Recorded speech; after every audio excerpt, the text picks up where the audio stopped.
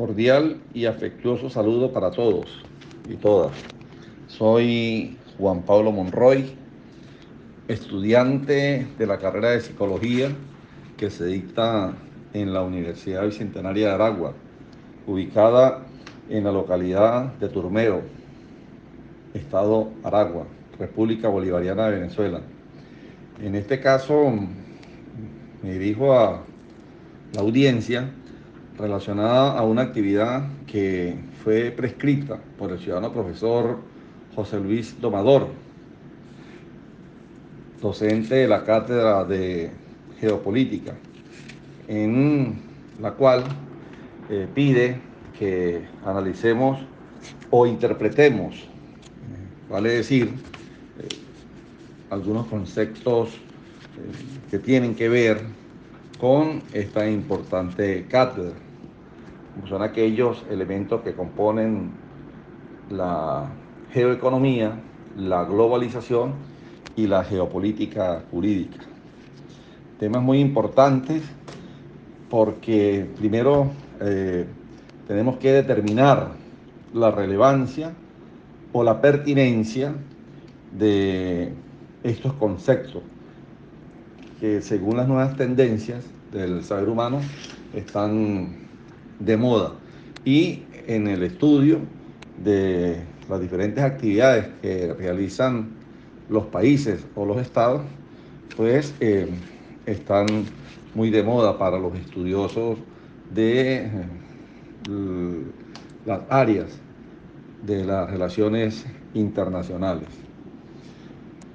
Al respecto, debo decir, desde mi propia opinión y mi humilde perspectiva, que pareciera ser que entre los diferentes estudiosos de esta área hay como un afán, si se quiere, desmesurado, apresurado en llamar a todo concepto que se venga a la mente como ciencia. Y no es solamente que un área del saber humano que tenga su objeto y su método de estudio propio sea suficiente para que lo denominemos o le demos esa importante denominación como ciencia. Hay actividades que ya otras áreas del saber humano la han abarcado.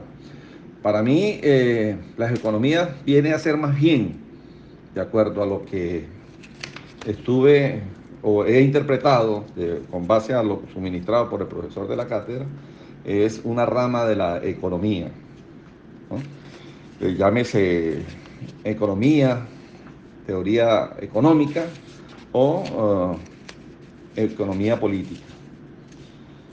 Hay algunos conceptos que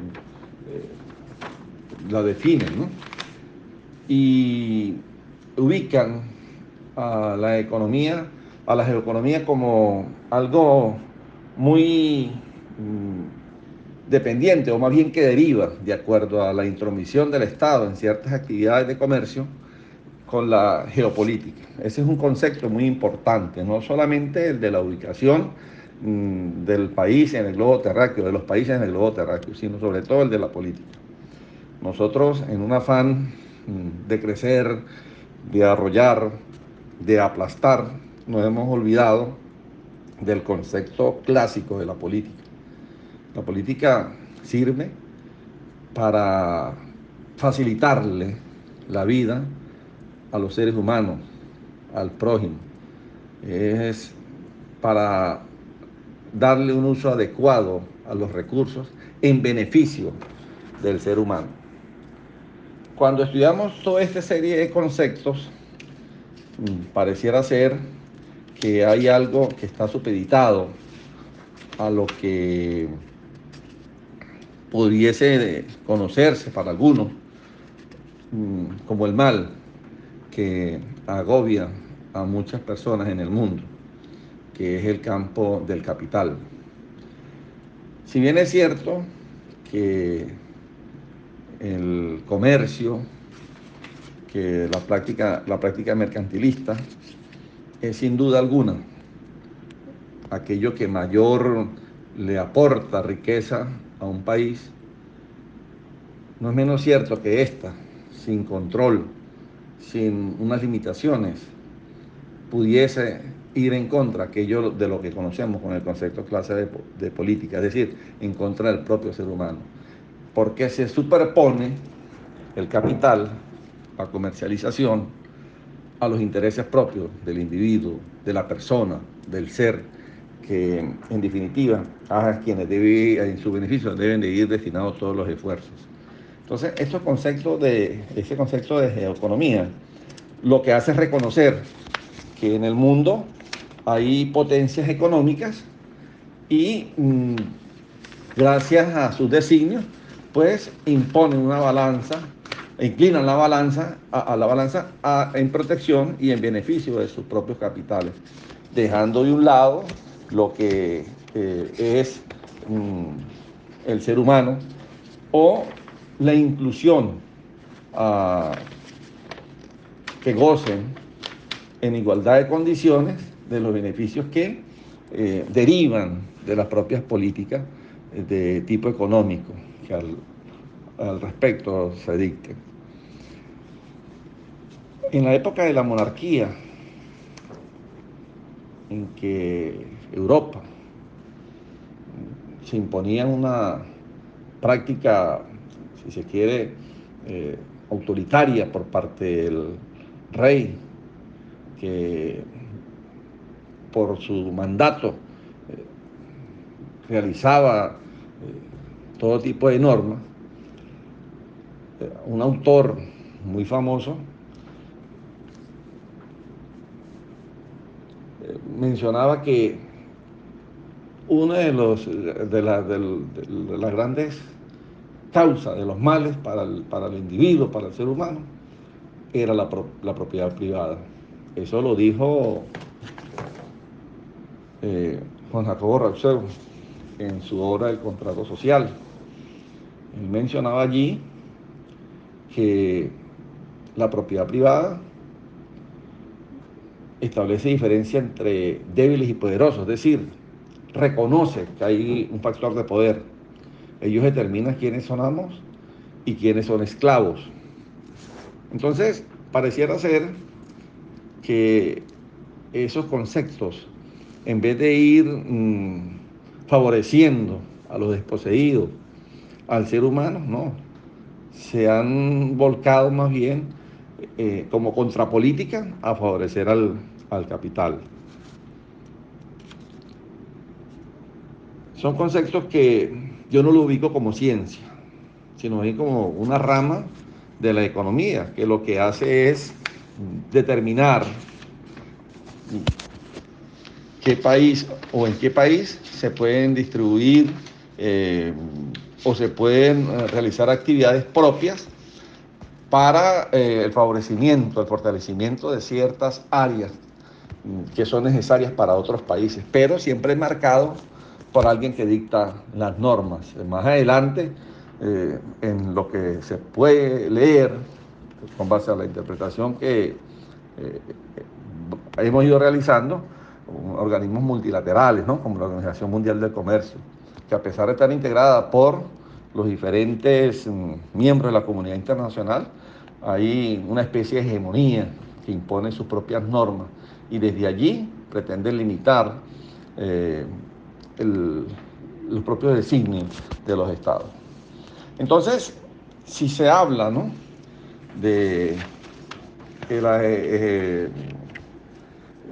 las economías, por lo menos en lo que dice Pascal Loroc, que la define como aquellas estrategias de orden económico, especialmente comerciales, decididas por los estados en el contexto de las políticas para proteger a las economías nacionales, a adquirir el dominio de de ciertas tecnologías claves, ciertos segmentos de mercado para la producción o comercialización de productos que puedan considerarse un elemento de poder o de proyección internacional de la economía y sociedad nacional. Fíjese, allí se establece como verbo predominante el elemento poder. ¿Poder sobre quién? ¿El poder dado a quién? Estamos olvidando allí, como lo dije en el inicio, al ser humano, a quien le deben ir o a quienes deben beneficiarse o quienes deben de beneficiarse con todo tipo de estrategias que se dicten. Ahora bien, los estados, para el bienestar de sus ciudadanos, de las personas que habitan en él, dictan sus propias políticas en materia económica. Y allí que no podemos negar que formamos parte de un concierto internacional de naciones, pues para ellos tenemos nosotros que interactuar con otros países de la comunidad internacional, con ciertos países de la comunidad internacional. Allí se habla de bloques hegemónicos de comercio, se habla del mayor bloque de comercio que se establece entre Europa, entre Estados Unidos y Norteamérica y por supuesto los países de Sudamérica. Allí en Sudamérica o aquí en Sudamérica nos hemos quedado cortos porque es necesario para nosotros ir en igualdad de condiciones con Estados Unidos y con Europa, que en definitiva son ellos quienes marcan las pautas como países hegemónicos. Hace falta el elemento de integración. Es imprescindible, pero mientras que no estemos nosotros conscientes que hemos sido capaces de lograr esa integración, mientras tanto, ¿quién marca la pauta en esos fines? Una pregunta. Obviamente que Sudamérica, ningún país de Sudamérica hay. Habrá disposición también como pregunta en que esos países del estatus que hoy día marcan esas pautas o esas directrices en el orden de la economía internacional dejen que un país emergente de la América del Sur forme parte de esos países de estatus para que marquen esas pautas. Es una pregunta que también es digna de hacerse, ¿no? ¿Dejarán esos países que esto suceda? Mientras tanto nosotros nos diluimos en discusiones vagas, en favorecernos de una manera dispersa o de una manera aislada del verdadero pensamiento de integración regional suramericana. Y seguimos siendo, tal vez por herencia, servidores conscientes o inconscientes de los mandatos de aquellos países poderosos. Pareciera ser que nuestras mentes aún siguen colonizadas desde el punto de vista de la economía, ¿no? En la documentación o la bibliografía que facilitó el docente, se puede establecer allí cuál es el objetivo de la geoeconomía. Y es el que estudiar el hecho económico de la globalización desde la óptica de las luchas de poder. Otra vez, el verbo poder hace predominio en ese objetivo. Dicen que luchas que pueden ser políticas, estratégicas o simplemente económicas, pero que en todos los casos utilizan la economía como el instrumento de dominación, ya sea entre naciones o entre empresas globales, y lógicamente la geoeconomía analiza los hechos económicos regionales de esta óptica. Ese es el objetivo de la geoeconomía, es decir, es un concepto que está hecho para reconocer que existen esos elementos de dominación de uno sobre otro. Y esa utilización del poder para dominar, pues solamente es obedeciendo al capital en detrimento del ser humano. Posteriormente, se nos habla de la globalización y se dice allí que la globalización debilita, una vez leído los diferentes conceptos, al Estado y para algunos tiende a desaparecer. Yo he dicho en reiteradas ocasiones en el curso de esta cátedra que los efectos del capitalismo no va a ser capaz de desintegrar el Estado, no. Según Giovanni Sartori, el único que puede hacer supresión del Estado es, por supuesto, el comunismo, que para llegar a esta teoría romántica, porque implementarse va a ser, si no imposible, por lo menos dificilísimo, le hace lobby el socialismo. Es decir, aquel modelo de Estado que a través de la intervención del aparato estatal, pues busca satisfacer las necesidades del individuo, del ser humano, y coloca en preponderancia con el capital. El profesor de la cátedra también nos hace referencia a que busquemos la importancia de estas, ¿no? Y la importancia radica en la globalización, obviamente, desde el punto de vista económico, en reconocer que este tipo de políticas vienen marcadas por el capital y por aquellos quienes lo dominan. Es decir, ellos son los que imponen las normas en favorecimiento de esos capitales en detrimento de otros que no tienen la misma fuerza económica y son capaces de dictar normas que solamente van a favorecer a su capital o a los ciudadanos del país de esos fuertes económicamente hablando. Cuando se habla de capital, obviamente que debe favorecer una serie de políticas, ¿no? Y por eso muy de moda el término política, economía, cultura, que hace la globalización. Y allí, por cierto, el aspecto social no está inmiscuido, tal vez para los que no tienen claro, al no hablar de este concepto, tal vez piensan que está fuera, ¿no? Cuando se habla de política, pues obviamente el aspecto social está inmiscuido en ella, ¿no? De tal manera que la globalización obedece a esto. Obviamente no podemos decir con base a esto que al mal manejo, a lo que obedece, que la globalización no es importante. Obviamente ha permitido a través del uso de la tecnología, del Internet, la comunicación inmediata, efectiva, entre ciudadanos de lugares distantes, y ha facilitado eso, el reencuentro incluso con personas que pueden ser familiares afines o consanguíneos, y eso ha logrado que se facilite esa comunicación. De allí la importancia, la única que yo le veo, pero todo aquello que a mi juicio vaya en contra de satisfacer las necesidades del ser humano, pues por supuesto yo no lo comparto. Hay economistas que critican férreamente aquello que se llama justicia social.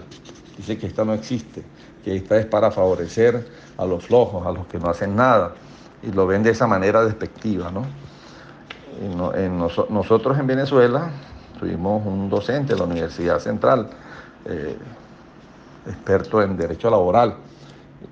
Voy a nombrarlo aquí, sin ánimo de hacer predominio o algún tipo de favorecer la tendencia de pensamiento político que tenía. El doctor Rafael Caldera, presidente de la República en 2 oportunidades, para uno tristemente recordado, para otro pues un personaje desde el punto de vista académico como un intelectual, ¿no? Él escribió un libro que se llamaba La Justicia Social Internacional, y hablando de eso él defendía la justa distribución de la riqueza y decía que cuando se hablaba o se exigía justicia, esta no se mendigaba, que la justicia no se mendiga, solamente se exige. Y después habla de la geopolítica y su relación con el derecho.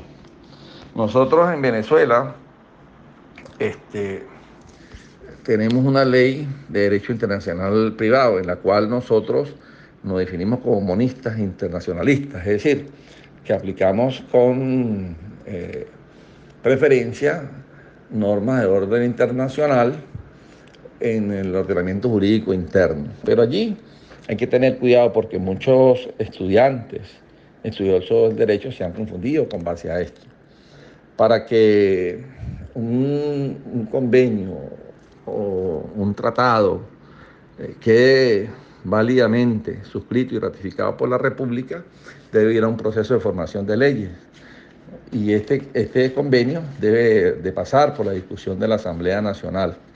Y al pasar por la discusión y aprobación de la Asamblea Nacional, prácticamente ese convenio o ese acuerdo internacional pasa a formar parte del ordenamiento jurídico interno, de tal manera que se presta a confusión.